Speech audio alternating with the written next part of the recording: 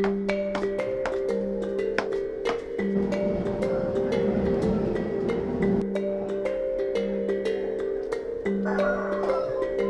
si Erwin. Dito ako nagtitinda ng manok dito. Mahigit mga 30 years na. Nagkakatay din ng manok, nagpipinikpikan. Ang kakaiba kasi sa pinikpikan, iba yung lasa nga, lalo na yung sabaw.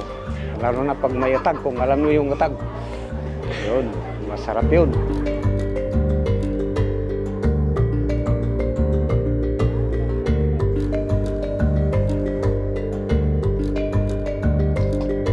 Kaya pinapalo kasi pinikpikan para mamuo yung dugo sa pakpak at lig. Kaya pinikpikan. Masarap pa. Kaya nga yung karamihan, yung pagpinikpikan, yung naunang nauubos yung pakpak at lig eh. Kasi yun ang napikpikan.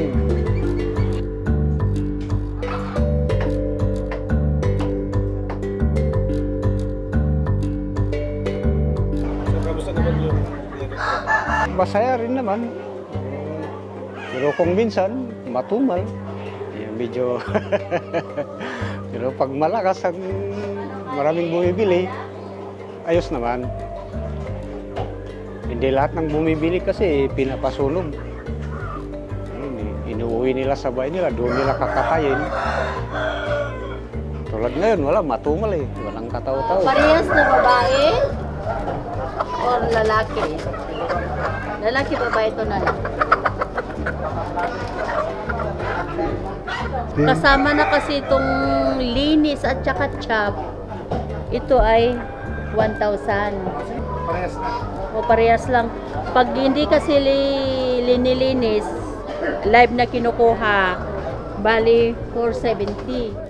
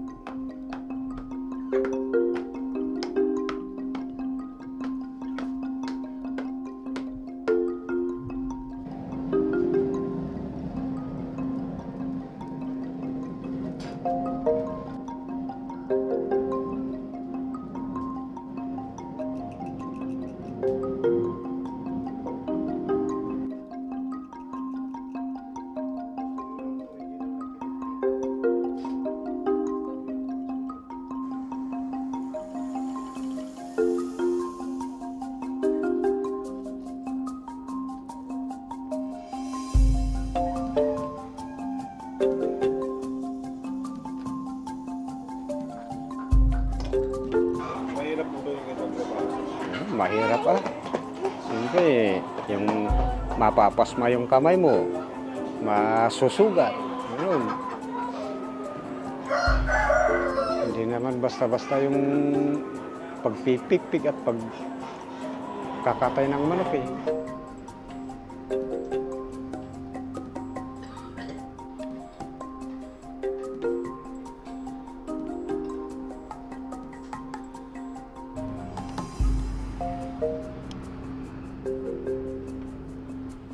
Kayo, taga baba dyan. Pag pumunta kayo dito sa Baguio, kung gusto nyong magpinikpikan, punta lang kayo dito sa Blackpour Market. Hanapin nyo lang ako. Ako si Soledad, may-ari ng Soledad Fast Food. Nag-umpisa po kami 1926. Ang kinikater namin noon, mga drivers. Tapos sumunod yung mga estudyante na. Nag-offer kami ng budget meal at saka yung specialty namin ng pork chop.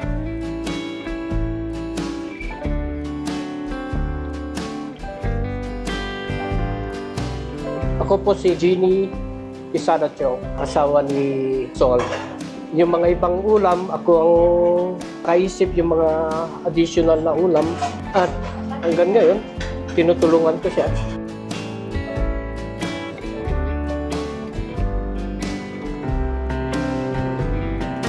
Yung tiniktok kasi, it's a delicacy na parang sa Ilocano.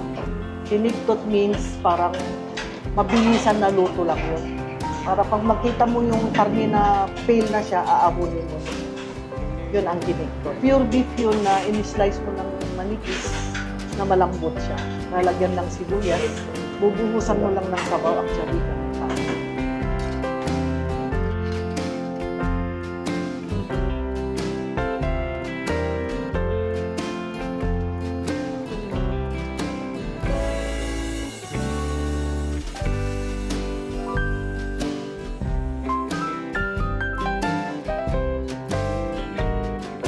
Pero ang pinaka-patok yung pork chop. 100 without rice, 115 with rice. Siguro yung consistency sa service, saka sa menu namin. Consistent talaga yung lasa. Yun ang alam namin na binabalik-balikan.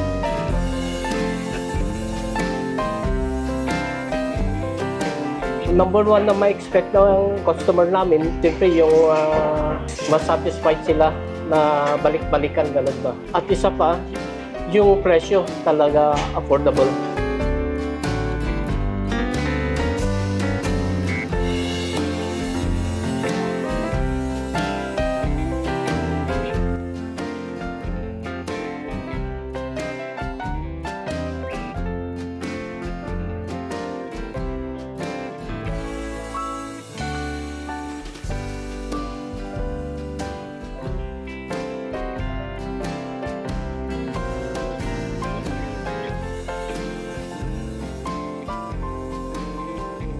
Located kami sa 187 Bonifacio Street, Baguio City. Una sa lahat, thank you sa mga nagpapatunay sa amin ever since. Tsaka, in-invite din namin yung mga baguhan para i-try din ninyo ang Solidads. Thank you. Thank you.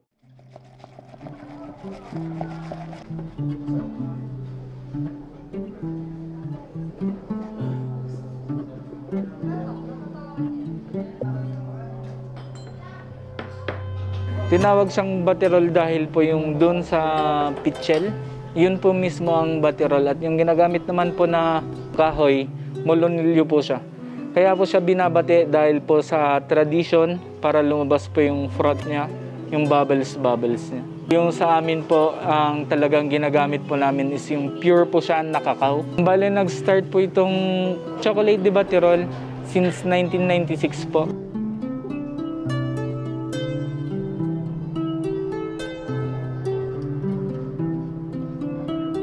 Welcome to Chocolate de Baterol.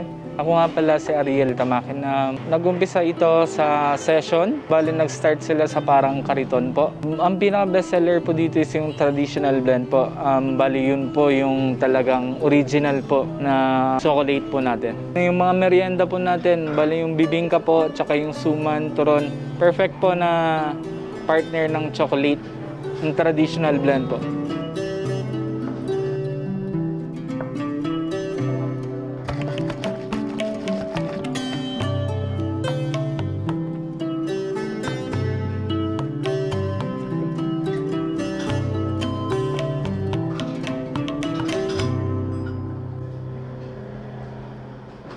Sa mga gustong mag-try ng Chocolate de Baterol, pumunta po kayo dito sa may Chocolate de Baterol, dito po sa loob ng Camden Hay. Bali, dito po sa may Gate 4, Igorot Garden. Maraming salamat po sa mga dumadayo po dito sa Chocolate de Baterol. Salamat po.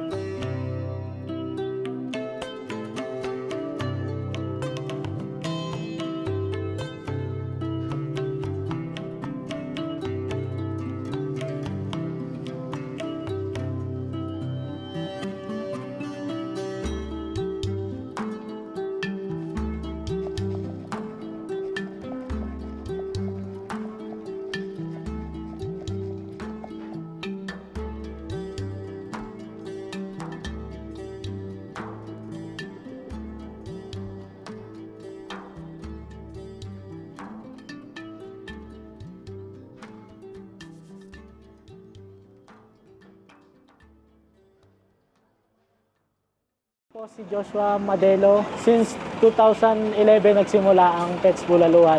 Hanggang ngayon dinadayo pa rin ng turista at mga Baguio locals.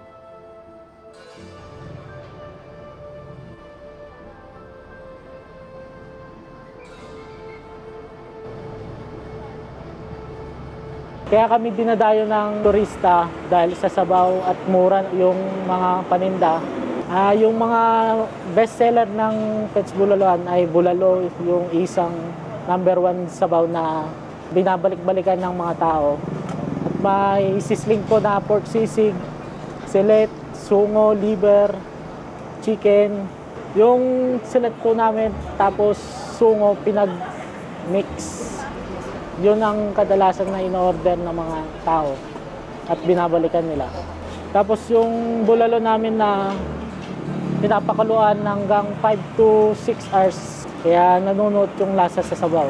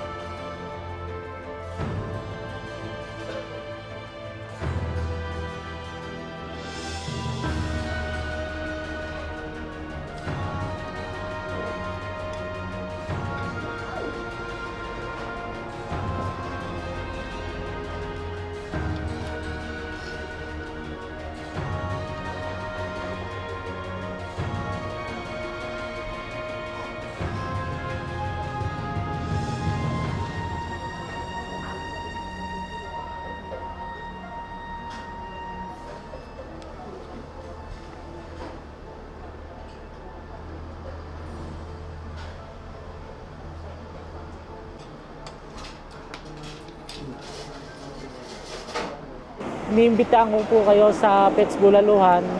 Try niyo po ang aming bulalo at ang ibang menu. Napakasarap. Dito lang po yung matatagpuan sa Governor Pac Road, Session Road.